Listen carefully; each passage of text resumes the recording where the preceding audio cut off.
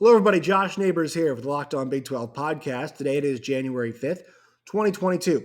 On today's show, we are presented by NetSuite from Oracle. 28,000 businesses now use NetSuite by Oracle to run their business. Your small business should consider doing the same. Go to NetSuite today, use the promo code Locked On, and you guys will receive a fantastic financing package here to start off the new year.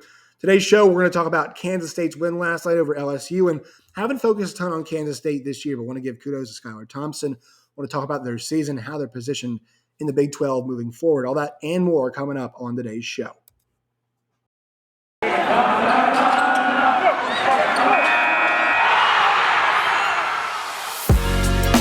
are Locked On Big 12, your daily podcast on the Big 12 Conference, part of the Locked On Podcast Network, your team every day. Once again, hello, everybody. I am Josh Neighbors here with the Locked On Big 12 podcast. Make sure you follow us on Twitter at LOBig12. You can follow the show at Josh Neighbors _. Please like and subscribe to the channel. Really trying to grow it here in 2022. You can check out our playlist. We've got specific shows for each team. Now, Locked On has specific shows. There's Locked On Sooners, there's Locked On Horned Frogs, there's Locked On Pokes, there's Locked On Cougars for the new BYU, obviously a new member of the Big 12. But also, I have thoughts on all of those teams as well, and I have individual folders for each team in the individual playlist, I should say, for each team in the Big 12, and you guys can get my thoughts on all of those teams and see the team-specific videos there. So for Texas Tech and Kansas State and KU, we have got specific playlists for all of them. So make sure you guys subscribe and make sure you get those notifications whenever we do a new video. Much appreciated. And also, I really do appreciate the interaction. I know some folks were saying, hey, do a Kansas State video, and I'm going to get to it now. So I hope you guys that were clamoring for this enjoy this. But look, Kansas State, they finish off the Big 12 bowl season last night and was a successful Big 12 bowl season with a 42-20 win over LSU. Now, I know LSU was shorthanded in this game. And, down to 39 scholarship players, obviously an interim coach too. But to Kansas State's credit, they had not played since November 26th in their loss to Texas. And they had that long of a layoff to go until January 4th in the Tax Act Texas Bowl, right? That was this game.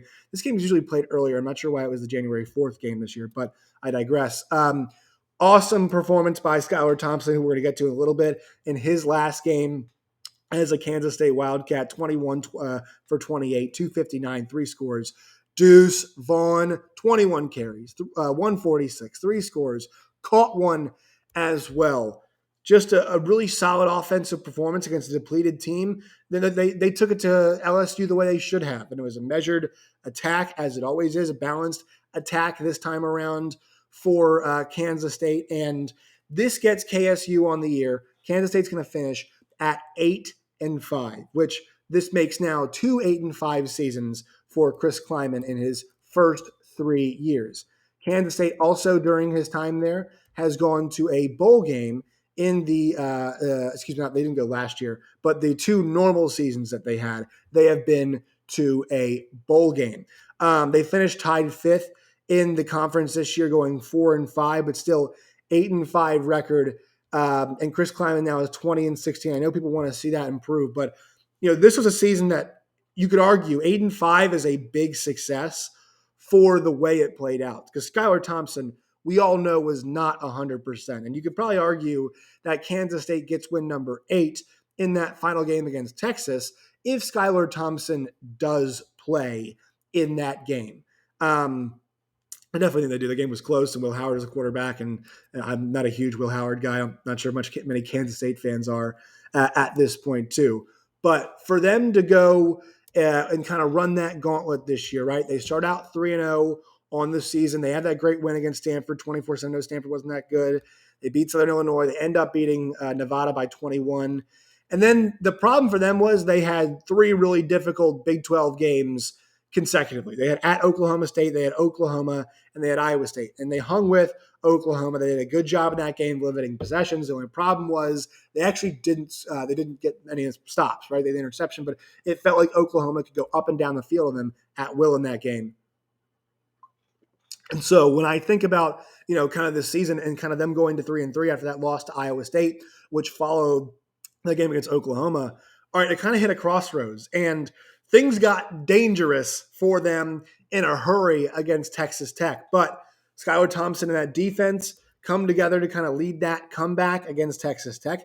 They win the game to get to 4-3. They win 3 more in a row after that with wins against TCU, wins against Kansas, and wins against West Virginia. I know they're not the top of the conference, but the defense held teams to 12, 10, and 17 in those games. Their defense continued to do the job after that as well. Following that Iowa State game, no team scored 30 on them after that game. 24, 12, 10, 17, 20, and 22 were the outputs the rest of the season, and also 20 in the bowl game. Kansas State's defense perked up and played some great football down the back stretch. And we know about that 3-man front. We know about how they just were able to kind of, a lot of times, play good team football, rally the football, a lot of strong fundamentals on that defense.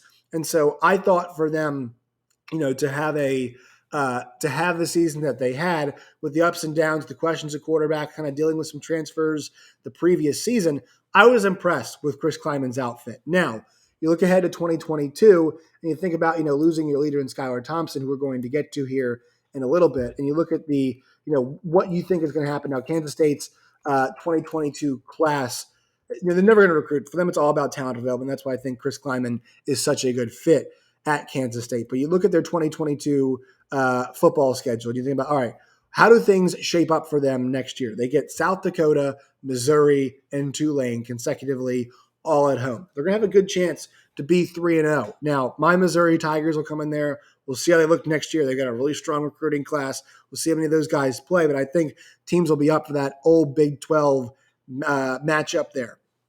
The thing for them is they go 3 games on the road after that, out of the next 4. They go to Norman, to Ames, and to Fort Worth. Now, we have no idea what TCU is going to look like next season. But for Kansas State, those are 3 relatively tough home games. Ames is going to road games, I should say. Ames is going to be a tough place to play. Norman's going to be a tough place to play. And then they've got Oklahoma State at home, which we know is difficult. And then Texas at home. We'll see if they can pay them back. Trips to at Baylor and at West Virginia. And they finish off with KU to end the season. So looking ahead, trying to project what they do, I think around the 8 wins is possible. But the league next year is going to have a lot of parity because there's a lot of outgoing pieces. Now, Baylor's going to lose their best defensive players. Oklahoma State appears like they're going to lose their best defensive players. Oklahoma is being gutted right now. Still, I think they'll be the favorite to win the league. Iowa State is going to lose a lot of what they had next year. What will Joey McGuire do in the first year? What will TCU look like? Can Neil Brown get that team up a notch next season? There are so many questions around the league that now Kansas State's losing its quarterback, but you could argue, and I think there's a chance that this could be true, that Kansas State's got the best returning offensive player in the league. Deuce Vaughn, on a play-to-play basis, it wasn't just an aberration year one. Nobody can stop this guy. Big 12 defenses cannot keep this guy under wraps. He had this season, I'm doing a quick count right now, 5, 6, 7, 8, 9. He had 10 football games, it looks like this year, where he went over 100 yards. So I'm coming in 4, 5, 6, 7, 8, 9, excuse me. So 9 games this season where he goes over 100 yards, finishes with 18 touchdowns on the ground. He gets 4 in the passing game, ends up with 468 receiving yards, and to go with his 1,400 rushing yards, 6 yards per rush, 9.6 yards per catch. This guy also, he lost 1 fumble, the entire season. He is a durable little dude at 5'6", 172. There's no doubt at this point anymore. If you think about Big 12 players going into next season, who is the guy that you want? I mean, he is, I'm trying to think, is there a better running back in the league next year? We're losing a lot of our backs this season. He's got to be number 1. For him to tally 25 touchdowns total in his first 2 seasons, a lot of, and there were some games this year, my friends, where they were leaning on him heavy. He was the offense. So Kansas State's got that, kind of ace in the hole. They've got the best offensive player returning, in my belief, coming back. You could make an argument for Xavier Hutchinson coming back, but what does it look like with Hunter Dekkers? All you got to do is sometimes just turn and hand this guy the football, and he'll make something happen for you. So with Deuce Vaughn returning, that could make things a bit more interesting. And the fact that, yeah, there are some games where Deuce Vaughn can single-handedly win you a football game in this conference, and that's a huge help in the Big 12. There'll be a lot of questions next year. Maybe the one team you're playing, they're trying to figure some stuff out. Maybe your quarterback's not playing too well. Guess what? You got the ace in the hole. You've got the guy you can give the ball to. Abram Smith's been a revelation. He is gone. Breece Hall is gone. Now, I know Bijan Robinson is talented, and he is great when he's out there. But I would say at this point, Deuce Vaughn, in terms of a play-to-play basis, regarding injuries, has been the most effective player that we've seen. And you count in the previous year he had too, just the amount of experience that he's had in this league. Is he the talent that Bijan Robinson is? No, he is not. But has he been maybe the most productive back in the last 2 seasons outside of a Breece Hall? You could argue that he is, especially because he is a bit more refined pass catcher than Breece is, in my opinion. So I think in a league with a lot of great running backs, with Breece gone, when you think about Abram Smith is going to be gone. Kennedy Brooks is going to be gone next season as well. You look around the league, Letty Brown, I'm not sure if Letty Brown is going to be back next season. I feel like he's been at West Virginia forever. But even when you consider Letty Brown and that, I don't think he'll be back. He should have a year of eligibility. I don't think he's declared for the draft just yet. It's all coming so fast and furious with the draft declarations. Double checking this right now. Let's see. Once again, live radio here. He's going to be. He's going to the NFL. Sorry for that pause right there. Just want to make sure that was there. But he obviously, as he should be. It was a while ago when he made that declaration, so that's why I had forgotten that it happened. Once again, they're all coming so fast and furious right now with the draft declarations. He made his on December 16th. So Letty Brown being gone, it just once again kind of reinforces the point that Deuce will be one of the best in the league next season, maybe the best in the league next season. And so, what does the defense look like too next year for Chris Kleiman? Now, I think they were really strong to the back end. Can they keep that going? Well, some of the new guys come in. What will it look like in the transfer portal as well? Adrian Martinez comes in. I even mentioned the fact that Adrian Martinez is going to be the quarterback. I would make that an open competition, in my opinion, with Jake Rubley, who we have not seen a whole lot of. But for Adrian Martinez to come in, let's see, can they fix that turnover problem that he has? I did a video about that. Now, I've been skeptical in the past of Adrian Martinez, but I'm also willing to give him a chance next year. Maybe things look really good for him when you pair him in the backfield with a Deuce Vaughn. So I think next season, when you consider Kansas State's prospects, they got a good chance to get off to a good start like they did this season. Can they maintain that? Can they snatch one of those tough road games in conference play? That will do them a whole lot of good. And, can they push themselves from 8 wins this year in their 13 games? Hopefully make a bowl game.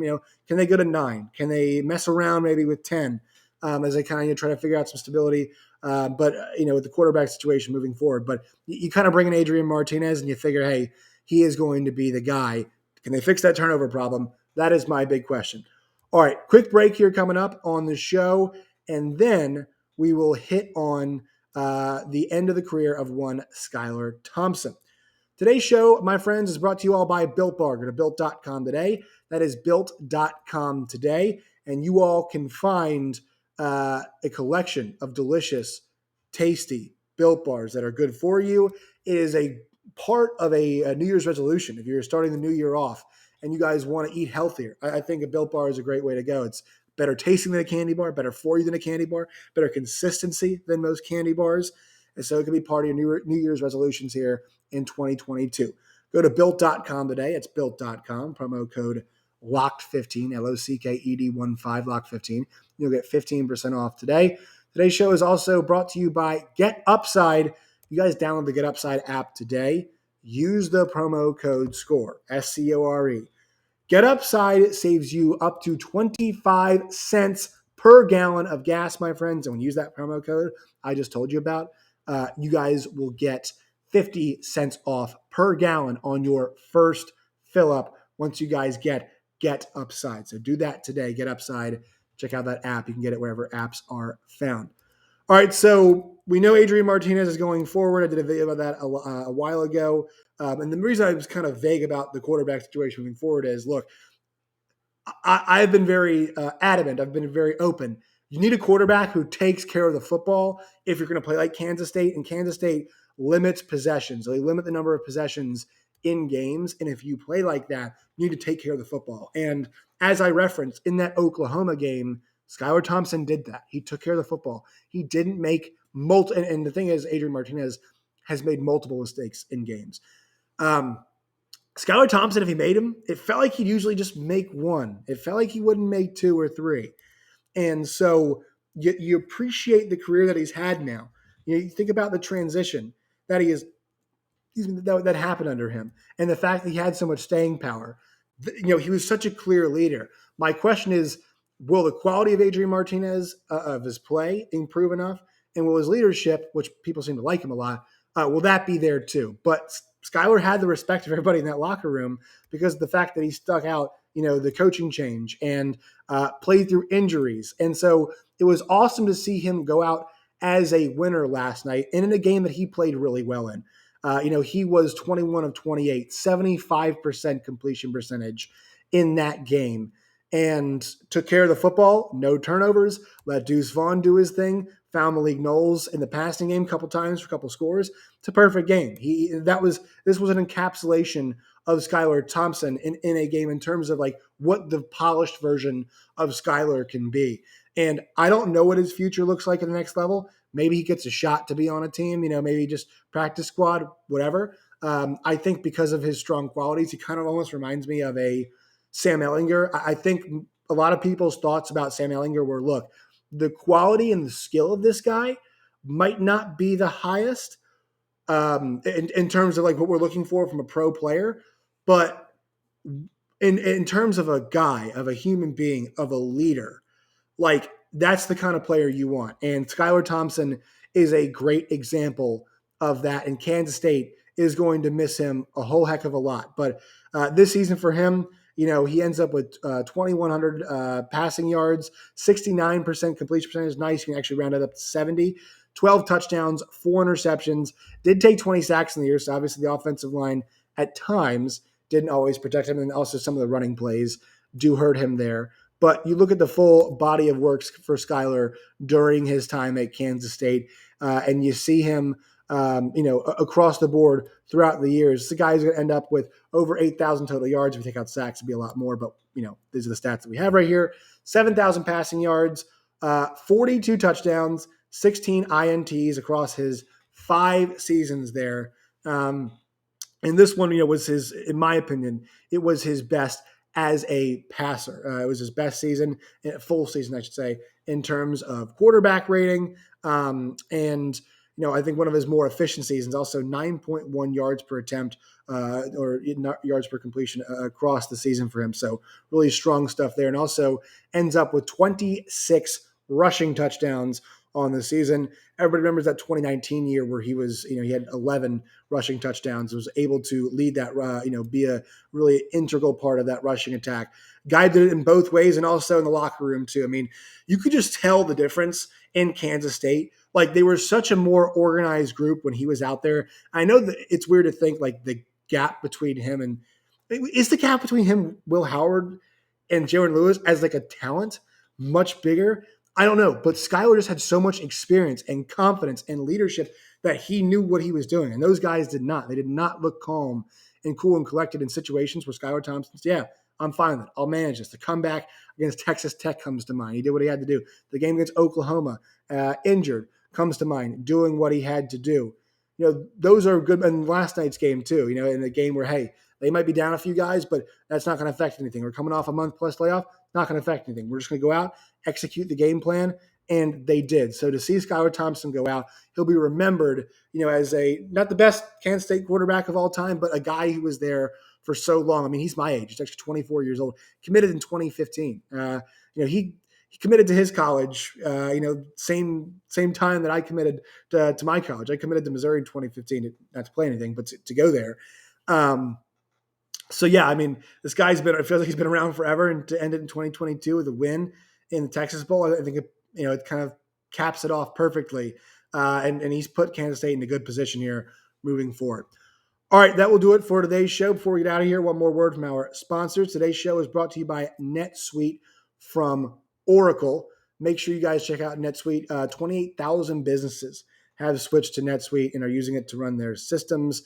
It's organized. It's going to help you out. If you go there today, use the promo code LOCKEDON with NetSuite.